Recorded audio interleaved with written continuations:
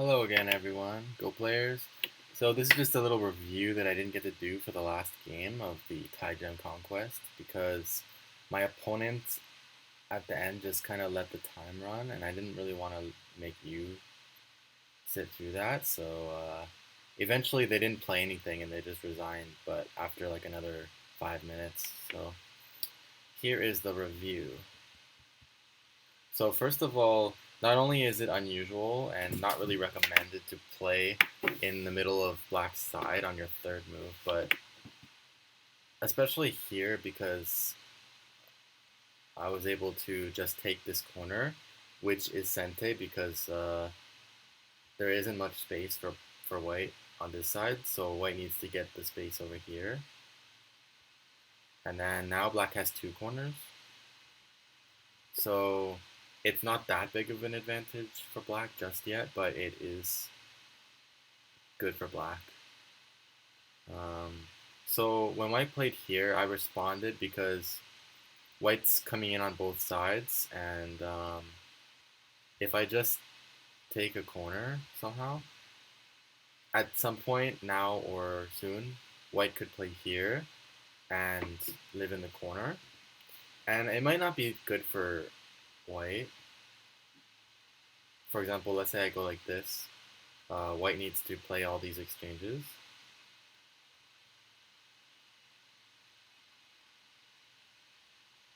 And honestly, like, this is actually really good for black, I would say, because this part got damaged a lot by this, and this is damaged as well, and black got thicker. And white's corner is just like 5 points, maybe 6, so it's definitely not worth it for white. So actually, probably shouldn't have bothered responding just yet. But in one sense, it is a good idea because even if white shouldn't do it right now, after we play some stuff over here, it could turn into a really good move, and I might not have a chance to defend against it. So, especially considering this is somewhat Sente against that stone anyways. I mean, if black gets to attack that stone, then this will become a very bad exchange for white. So there's nothing too wrong with just responding the way I did in the game. And that's what you can do in your game too. When black plays here, there's no more Aji in the corner, pretty much at all. So yeah, this kind of exchange is not good for white because white loses the option of playing, let's say, something like this, which is kind of like bait and is it could be a nice forcing move where black might not want this to happen, so black might pull back. And this could be territorial profit for white as well as like being instrumental towards making eyes in a situation of despair or making these exchanges in Sente, which is territorial profit, and then just leaving that. For example, let's say white has a territory here, and we're not talking about life and death matters. Uh, this, like, in a local context, is Sente for black against the territory. And then after this, black would play elsewhere. But after some exchanges, if, for example, these are exchanged, which they wouldn't really be exchanged early, but this happens a lot in parts of the board later on. The reason this is territorially good for white is because, first of all, you already pushed black's territory back by 1, which means even if black captures this, that capture is already cancelled out by that -1 right there. And so what it really does, first of all, is like you can make eyes like this if you need to later. It's a really nice way to force out some extra eye space. But also, now when black takes that stone for an endgame move or an attack, whatever, this turn becomes Sente because it's an Atari, right? Black has to take and white gets to play elsewhere. And I already said that this capture here is canceled out already by that stone there. It's -1, and this is +1, so it's canceled, right? It's like that's not even there, and the capture is not there either. So what's the difference? The difference is the sente and gote. This is locally sente for black, and after white responds, black plays somewhere else. But the other way, uh, white's block ended up as an Atari, right? So that means black takes off and white gets to go somewhere else. That's part of the merit of those kind of exchanges as well. That's why in high level games, you'll see that sort of thing a lot, and you'll notice that they don't actually connect the stone, which at first to you might seem like really pointless and strange, but it's actually profit. So going back to the game, anyways, this is not a good exchange for white, and then this is very bizarre because first of all, these two stones actually have a lot of room. They're actually not in danger at all because this black stone is one space farther than what would be a high pressure distance, and especially this one. There's a lot of spaces here. White can make eyes with this move, jumping out into the center.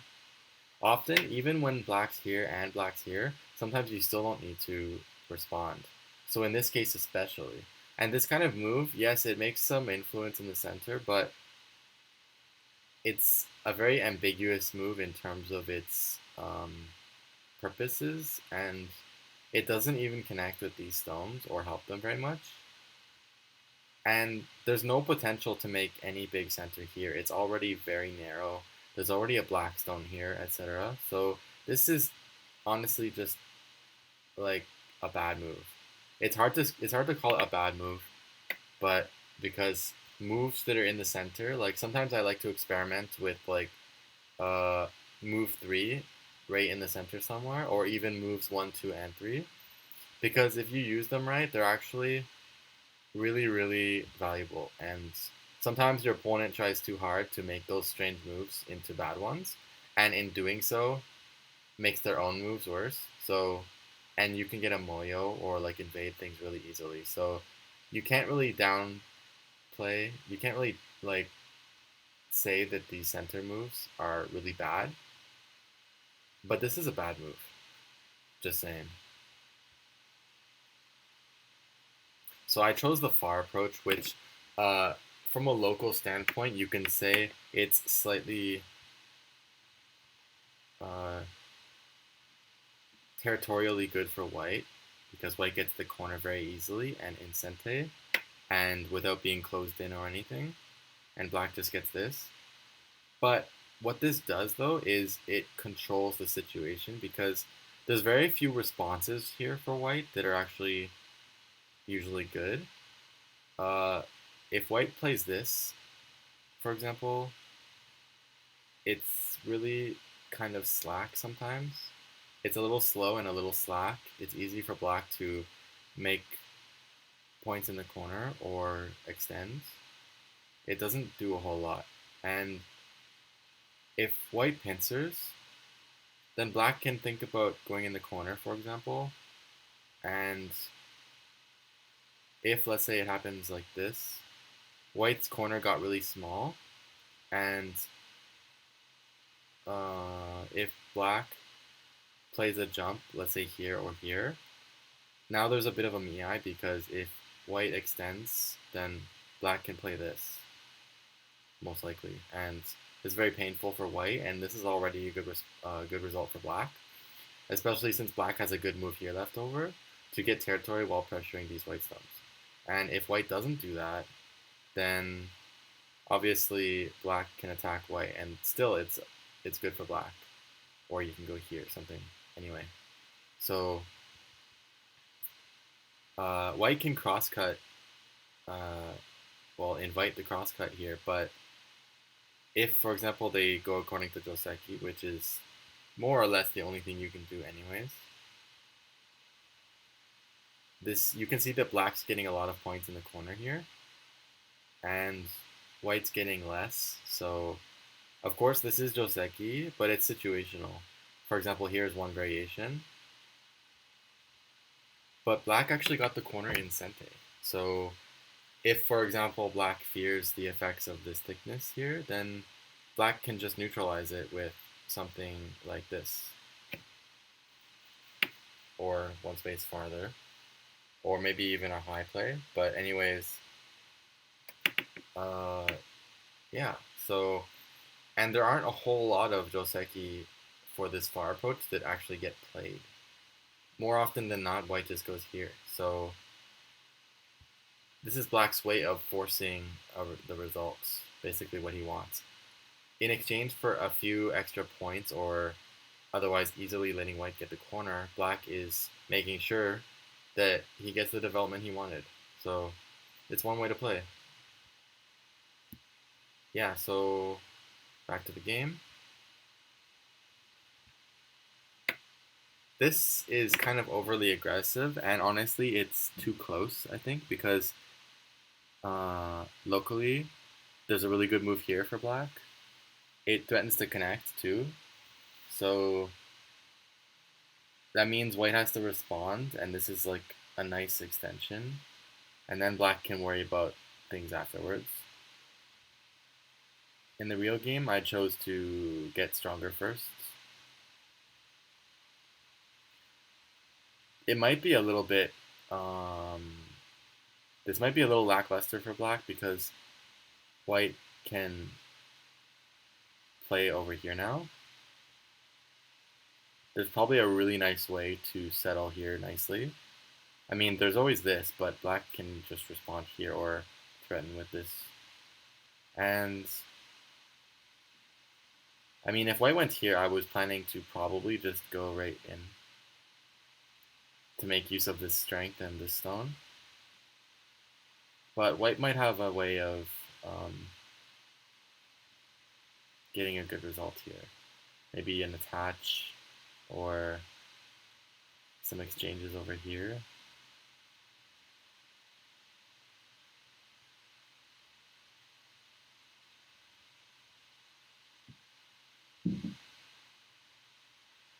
Something along these lines anyways.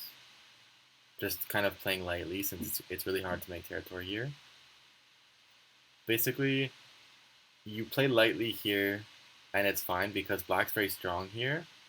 And if black doesn't have anything to attack or make use of with this wall, then that means black doesn't get much from this wall compared to what he gave for the corner, right? So in that case, it's okay for white to also not get much. It's just settling here as nicely as possible is fine, even if you get almost no points. The whole point is you're not going to get attacked if you settled nicely.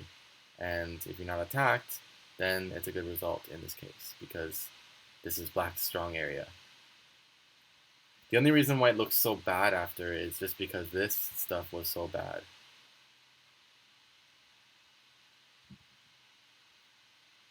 So white played this overly solid move. The problem with that though is that white never attacked, like, exploited weaknesses of this or tried to mount an attack, which is kind of what you'd want to do when you play so solid like this. But all this served to do really is to make this into such a good move. And that is just very bizarre. So what would I do as white? Well,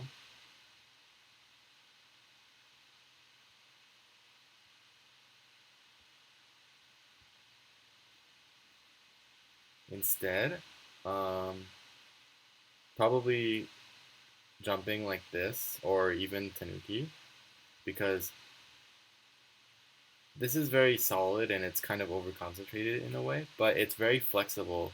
It's very easy for white to make eye shapes with this depending on how black attacks, and attaching here, jumping far out like this, and making kind of half of a base down here if needed. Not really high priority, but it could happen.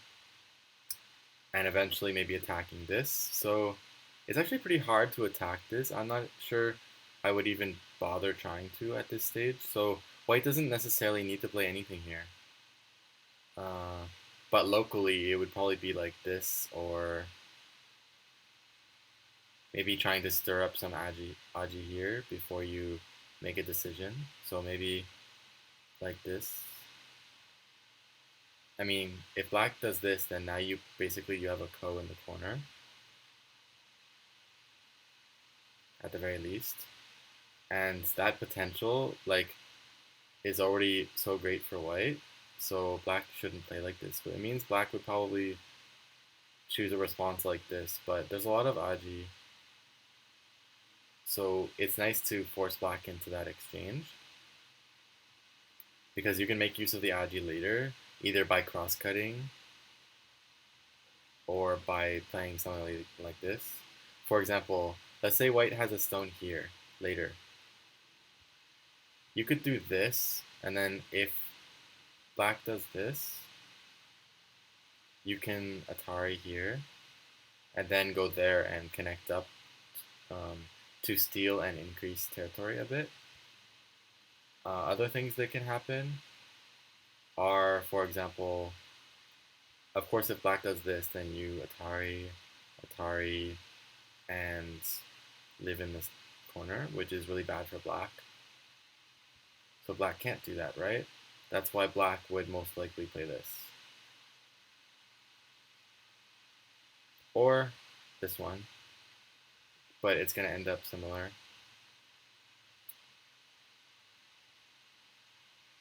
The cross cut would basically be like, you wouldn't want to do it right now because you might make this too much stronger and these two would get weak. But for example, if black Atari'd,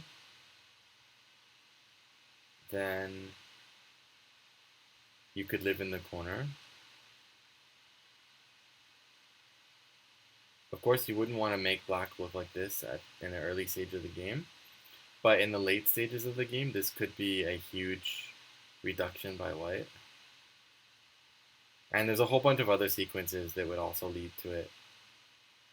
If this happens, then you can live in the corner.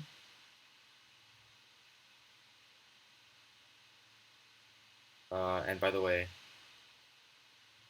there's no way to kill this corner, because even if you try to play here, white can do this and then just make another eye.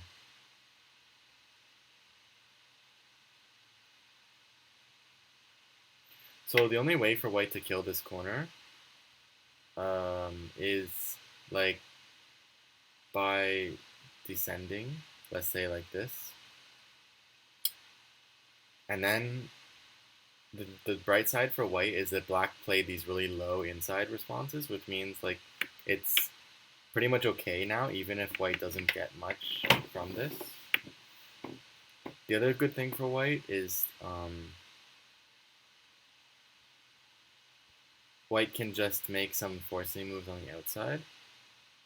For example, I mean, this is a little vulgar and crude, but you could do like this if you really wanted this wall. But usually this way of playing gives white a liberty problem here and is not employed. But you could do this as long as you're prepared for what could happen. Fighting. So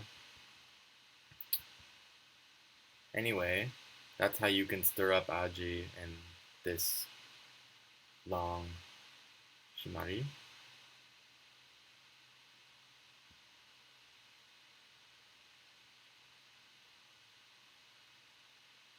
So just taking another corner. Yeah, so you never really want to play this kind of move because Go is kind of all about staying ahead of your opponent most of the time.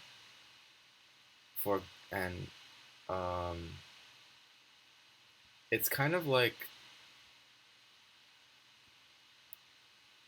black's gonna go here, right?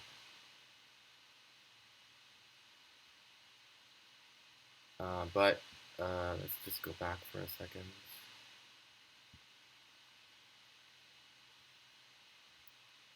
Imagine white played this, and then black wants to block the corner.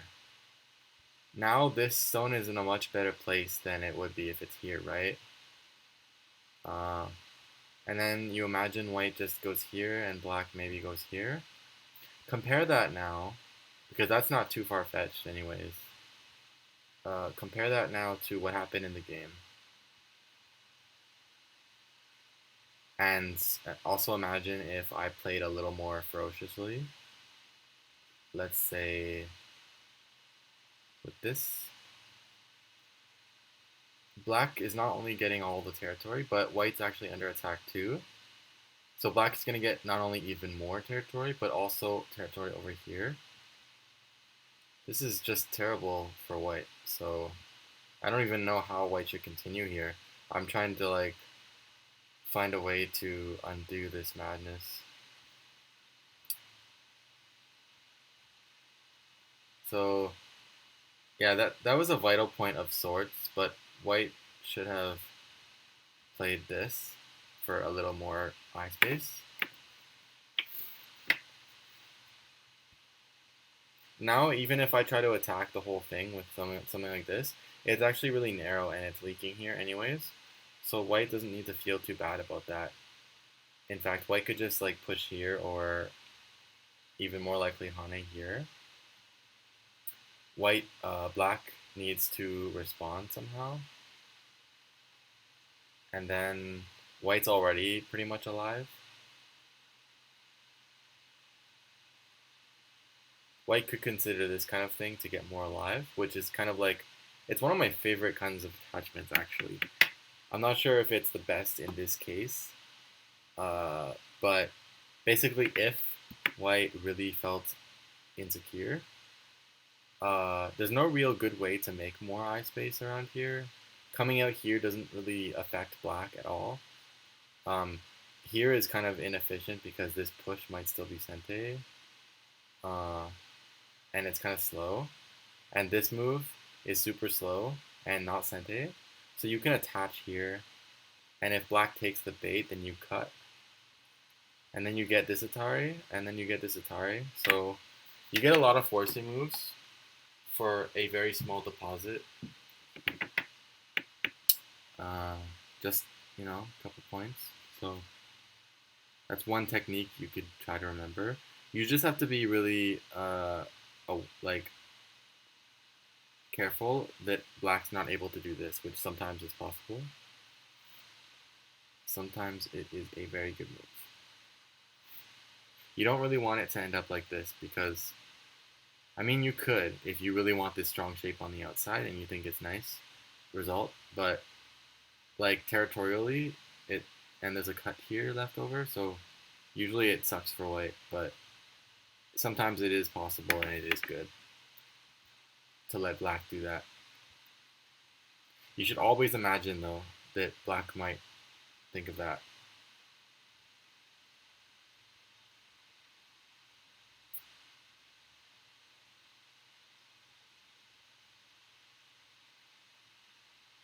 Bad exchange again for the same reasons I talked about before. And that is a very slow move. I mean, like you can at least attach or something. Like if you want to build strength by leaning on things that are relatively strong, like this stone, yeah, it looks like it's by itself. But because this one here is weak and this one here is strong and this one's in between the two and this one is strong, this is actually a strong group. And it's relatively strong. So that means it's okay to make the strong thing stronger if the weak thing of yours is getting strong. So you can at least think about this kind of stuff.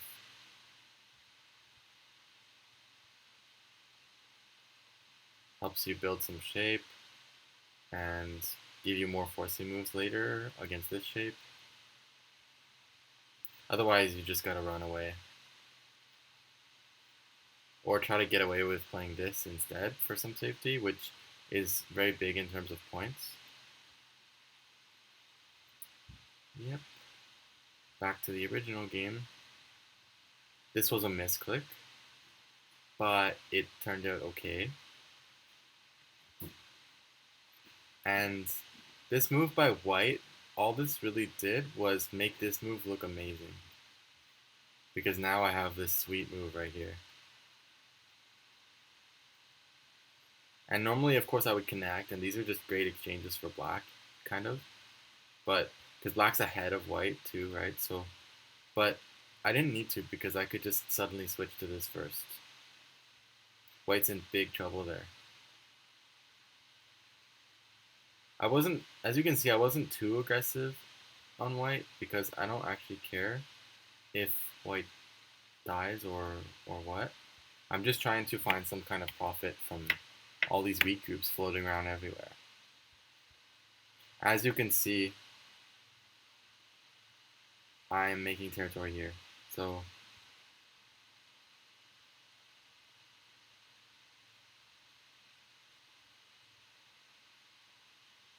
see, even after all this, there's like 2 points, 3 points here, and similar amount here, maybe 5 at most, and then almost nothing there. So, and almost nothing there. In total, white definitely must have less than 40 points, maybe even less than 30. Uh, I'm sure white has at least 30, I guess, but black has way more.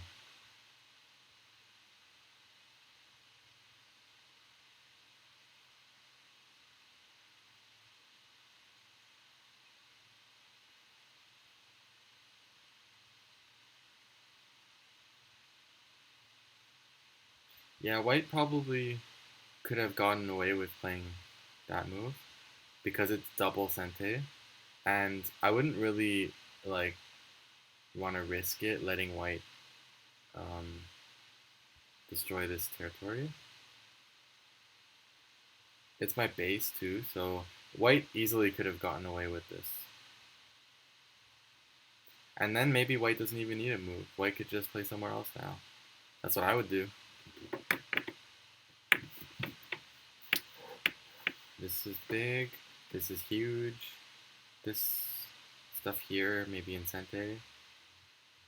This one eventually. This one. Maybe trying to break into here as much as possible. Even if white gets all of those moves, white's still lost. There's no way to reverse the game now. But that would still be the best way to play, and white might be able to uh, finish with a respectable score if white could get all the biggest endgame moves. Which, funny enough, I kind of got all of them because black was responding to all of them. But I don't blame him because when you don't have a clear view of how big these moves are, it's because you don't know, it's very hard to ignore your opponent when they're doing something big like that and that. Okay, this definitely white should ignore though. Like I'm not even threatening anything here, you see? So also one of the obvious and well-known biggest problems with Q players, which if it applies to you, you should take an extra note of, is not following your opponent around. Every single position is just a go problem in front of you. It's a whole board go problem. Just because there's a stone that they happen to play as the last move doesn't make it any different from any of the other stones. It just means the position now has a black stone here. It doesn't mean you have to block here. It just means now it's your turn. So you play here, or this, or try to break into here, or of course play stuff here, which should be white's privilege to be honest, because there's a cut there, and also black doesn't want this move to ever become possible. So yeah, so you need to think harder and find your own moves to play.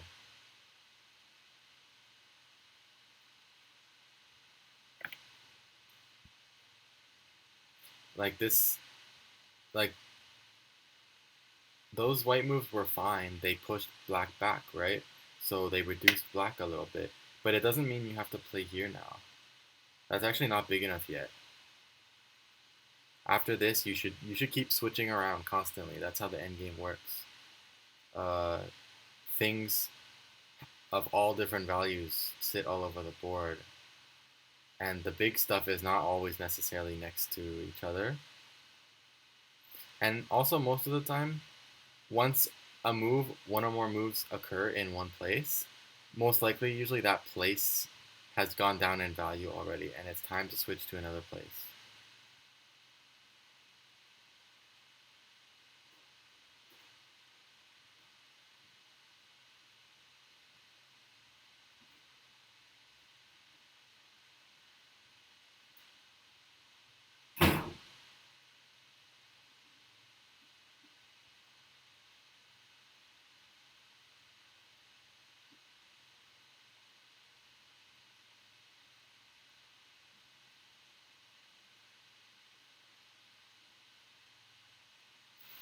So I hope you enjoyed the review. I hope you found it educational, and I'll see you next time.